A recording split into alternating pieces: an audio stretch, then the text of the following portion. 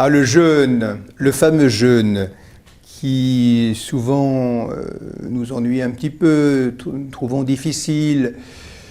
Le jeûne, finalement, c'est un moment de désappropriation. Le jeûne, c'est une remise de soi dans quelque chose qui nous est assez cher.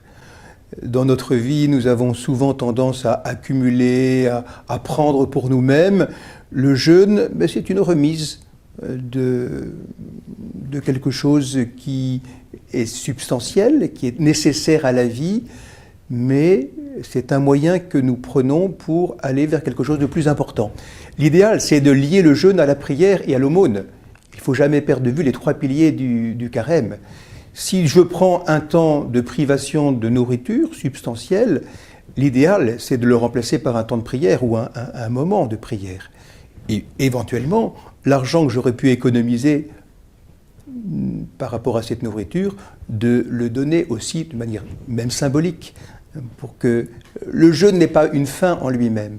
Le jeûne est un moyen pour m'ouvrir à la fin de Dieu.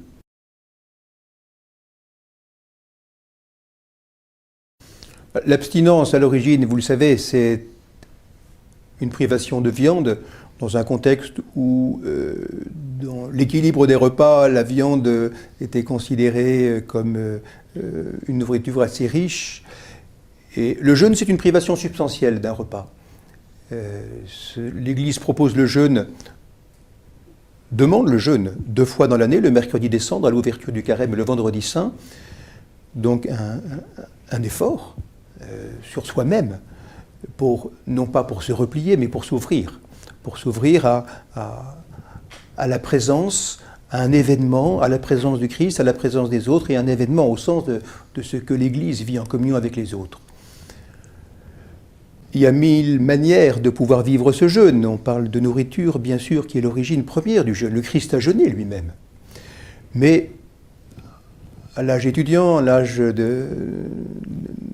d'un jeune adulte, on peut trouver des manières de jeûner, bien que la privation de nourriture soit proposée à tous. Ça peut être une privation d'utilisation de ces divers écrans qui parfois nous submergent et nous fait perdre l'essentiel, et parfois nous fait nous replier sur nous-mêmes et nous déconnecter de la vraie vie. Et ça peut être aussi un jeûne de paroles mauvaises, ça peut être un jeûne de sorties mondaines excessives, ça peut être un jeûne d'alcool, ça peut être un jeûne, bien sûr, de tout ce qui nous paraît un peu superficiel et qui encombre notre vie. Toujours pour retrouver l'essentiel et vivre en vérité ce chemin qui va nous permettre de prendre conscience de la beauté, de la grandeur de la fête de Pâques que nous préparons.